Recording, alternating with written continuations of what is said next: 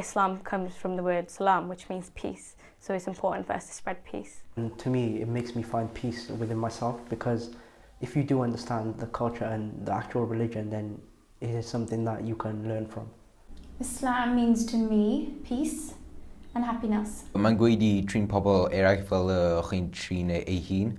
It's all about just being a good person. The morals of Islam, they kind of coincide with what other religions teach. So, and the basic principles are that you just lead a good life, that you be kind to people, you respect your elders, you help the needy. If you needed £1, I would have to give you. Well, I wouldn't have to, but it would be my duty to give you that £1, to offer you that, regardless of like your background or who you are. If you needed it, I'm a Muslim, so I should give it to you. Islam means to me that families coming together, celebrating. Very peaceful.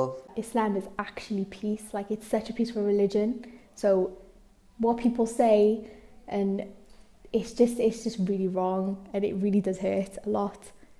The one quote that kind of sums up the religion, and it's specifically from the Quran, is that if you kill one person, it's as though you've killed the whole of humanity. And if you saved one life, it's as though you've saved the whole of humanity. Everybody is there for each other, and you've always got someone to lean on.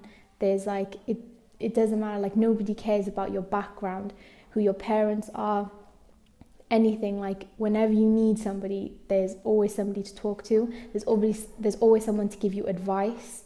Prophet Muhammad said, love for your brother what you love for yourself. And that basically means always treat someone the way you'd want to be treated, basically. And that's Islam.